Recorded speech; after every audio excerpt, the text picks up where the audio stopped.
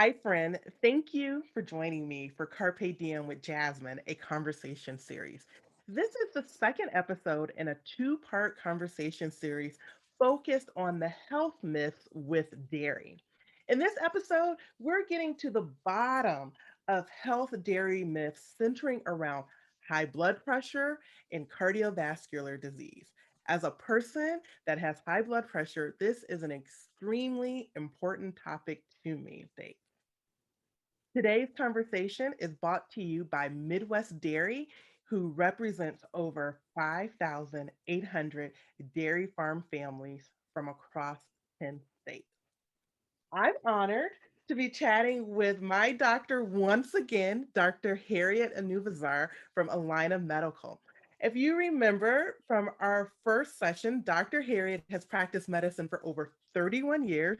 She's a wife, she's a mom, she is a grandmother, and Dr. Harriet is I just love her. And I am so thankful that she has taken time out of her schedule to help me get to some of these myths focused on dairy. During our last conversation, Dr. Harriet and friend, you may have remembered that we discussed lactose intolerance and the myth that dairy leads or creates inflammation.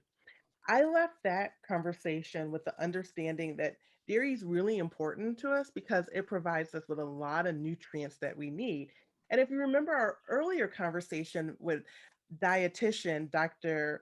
Remy Famadou, I've been enjoying a little cup of yogurt every night for bed as a treat. And I'm feeling like I'm making a wise decision with that small treat. So Dr. Harriet, you know me, you know I suffer from high blood pressure, you know I want to, get off this medicine. We're working to do all of these things. That's But I right. know now that when we consume dairy and specifically milk, cheese, and yogurt, and even like cottage cheese, we're getting a lot of nutrients that our body needs. What are those nutrients and what are they doing for us? Well, dairy basically has a lot of protein, calcium, vitamin D. It also has a lot of other nutrients such as potassium, magnesium, zinc. I mean, it can actually keep you healthy, because it has so many excellent, nutritious ingredients. It is a whole food, Right. basically. You So when know, we you, hear like vitamin D, like I know you told me like I'm a little vitamin D deficient. So Mhm. what does vitamin D to the body do for the body? What does potassium and zinc? Like why does our body need these things as opposed to just being things on the periodical chart or vitamins we've been told to take? What do they specifically do for our body? Well, the potassium and magnesium, especially when you get it in food rather than taking it in a pill, it is absorbed pretty well into the body and it helps your blood pressure. That helps your blood pressure. So it's important for your blood pressure. Zinc, when you take that, you that helps your immune system. So, and the calcium, of course, it's great for your bones, and the protein, you just need that, Right. and it's part of what you need for your energy. So it's really a whole food. It's the epitome of a whole food, really. I was gonna say it sounds like it's the complete or ultimate whole food Yes, that we yes, need to yes, be partaking in. yes, So yes, I know definitely.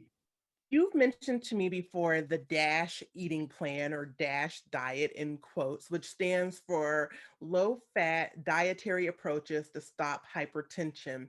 And I know that that diet or eating plan is known to one help manage blood pressure and it's ranked, in all of the studies, the Mayo Clinic, World Reports as being a very comprehensive and healthy meal plan. What is that eating plan all about? Basically, it's a plan that focuses on whole foods. Mhm. Um, you have the grains, you have your fruits, your vegetables, and your dairy and your lean proteins. So if you could have that in a good amount, usually you want your plate to be a half of vegetables and fruit, and then you have a small part protein. and the milk. You want to have your dairy. So if you have all of that, basically, and you're avoiding things such as fast foods and processed foods, then that's what really helps your blood pressure and keep your cholesterol down. Okay, keep the cholesterol down and really focus Mhm. on the whole foods. And this DASH eating plan really seems like it reflects somewhat of what we see in my plate, if I'm correct. That's correct. So let me see. I have it written down here. Fruits, grains, vegetable, protein, and dairy. That's basically what my plate is, right? Yeah, And so focus on getting just the whole food rather than the processed food. And right. if you can focus on that and limit the amount of sodium that you're taking in, definitely, and also the portion sizes, then definitely the blood pressure will take care of itself.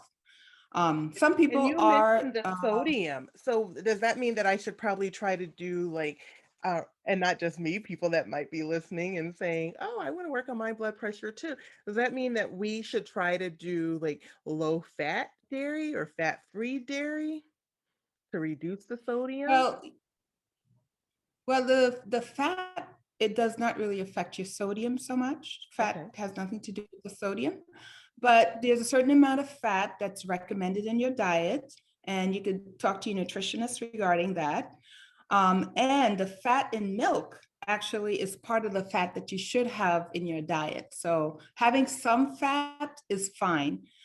If overall your diet contains quite a bit of fat, then maybe you want to go with low fat. Otherwise, I would recommend um, regular, maybe a 2% or 1% milk. Not whole milk. But skim milk, well, I would drink whole milk, Okay. but it depends on the other fats that you're having in your diet. That's how you decide on that one. So Got it. you pretty much want to do that with your dietitian, with your cardiologist, if you have heart problems, how much fat you want to have in your diet. Okay. But fat is not bad if it's coming from a whole food, Right. basically. So, Okay. yeah, what are the other key diet components to measuring one's blood pressure for overall heart health? I know we've got to eat right. I'm going to be having more dairy, exercise, move the body. What else are the other key diet components? Portion sizes. Okay. Portion size is very important. Um, so all of these things, they're whole foods, they're very good for you. But if the portion's too much, then you end up gaining weight, even Hmm. though you're exercising, and then that can raise your blood pressure. So it's important that you have all those things, including your whole foods of dairy, grains, fruits, vegetables, protein, but watch the calorie intake, watch the total amount that you're taking in. Everything that we are consuming is working together. So we just want to make sure that we're being mindful and not overindulging in, one of the categories that we're eating or even overindulging in the total things we're eating.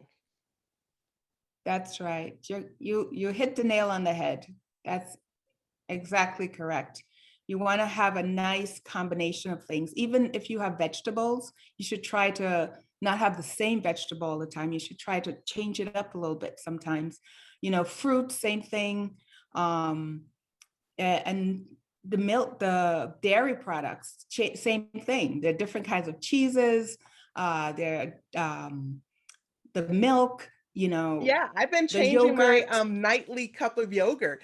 Some nights I have vanilla, sometimes I have strawberry rhubarb. So I've been trying to add a little Yes, variety in my night yogurt yeah, treat. yep, yep, yep. So I want And you to could get that. no, You you can can do finish. different preserves, Yeah, fruit preserves, that doesn't have a lot of sugar in it. right. So to avoid the sugar. And that Or can help even your now, yogurt. yeah, it's farmers market season, so get the fresh fruits at the farmers market and bring them That's home and put right. them Yep, in. yep. That's a Mm-hmm. that's a good idea as opposed to buying yogurt. Get just the plain yogurt, and Oh then yeah. add the fruit That's to what it. I do.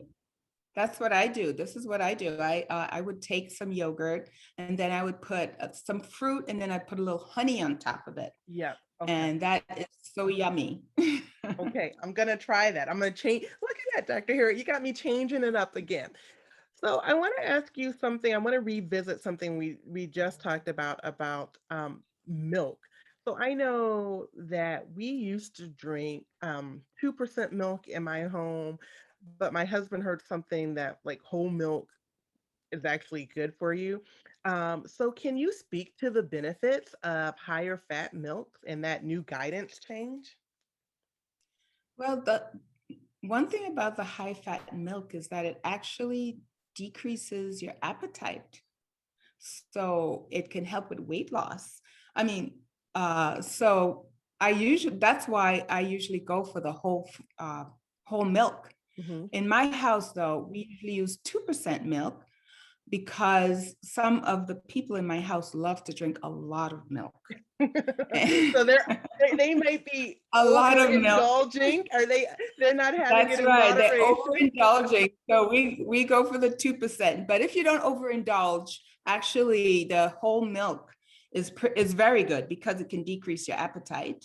Because fat itself, especially if you're getting it from a whole food rather than just eating foods with tons of fat in it, like meats and things like that, that has a lot of fat. Right. Um, it is it helps decrease your appetite. Okay. So I usually recommend it for patients who want to just feel satisfied, you know? Yeah. I feel very satisfied with my yogurt at night. Like I say, it's like gives me my little bit of sweetness. It coats my tummy well, and I am like I'm good to go.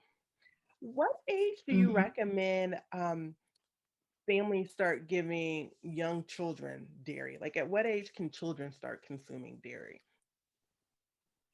Like whole milk and things like Hmm. that. Yep. Okay. Usually from around age 1 is Mhm. when children start regular milk. Okay, age 1. Got it. Yes. Okay. Yes, that's when yes. Okay. So they Mhm. start at age 1 having regular milk. That's like when you're adjusting from breast milk and adjusting maybe from formula, et cetera, or whatever Formula. they right. Yes. Yes. Okay. Yes. So Some people do start a little younger, like at 9 months, but it's usually 1 year is what we recommend. yeah. And then But you just can also speak with the dietitian regarding that one too. okay. You're gonna have to give me a referral for a dietitian after this, Dr. Harriet. Like, look, I'm like, I gotta go see Dr. Harriet says I need to speak to a dietitian. So, Dr. Harriet, I want to ask you one other thing about the higher fat milks. It's my understanding in that, and I could be wrong, and this is why I'm asking, and I know you're not a dietitian, but milk is a neutral fat. So the fat that I'm getting from milk is not like the fat that's like on a pork chop or on a steak or the fat from ground beef grease. Is that correct?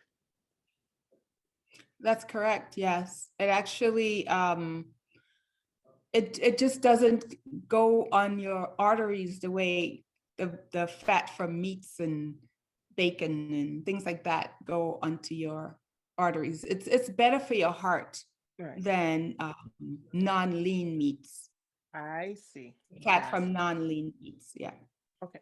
So, like, I want to be respectful of your time and I really appreciate you joining me, Dr. Harriet. But how do people like me make dairy a part of a healthy and balanced diet? Like, I have that yogurt at night, and now you've given me to add fresh fruit as opposed to buying a fruit made and a little bit of honey. But what kind of things can we do to make dairy an ongoing part of our life so that we can consistently enjoy dairy in moderation to be healthy? Well, I recommend that, have it as a snack. Have it a cup of milk if you're hungry in between meals. You could have a cup of milk, which is a good snack. You could have some cheese. What I usually do is I would have a piece of cheese and a date. You know, So it's a natural dairy and it's a fruit. natural sweet for me. Mhm. So yeah, I have the cheese and the date, and then maybe a cup of yogurt later.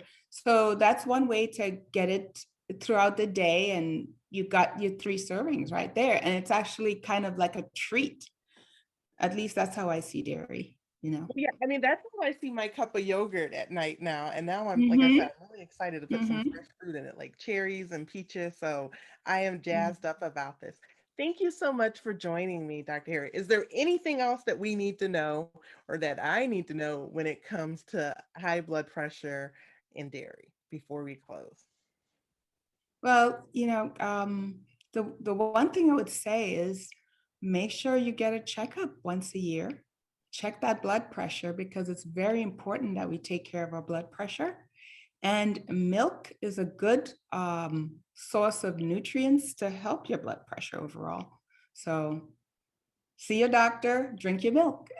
See a doctor and drink your milk. You heard it here from Dr. Harriet Enubuzor with the Line of Medical. Thank you so much for joining us. Thank you for listening, and Carpe Diem.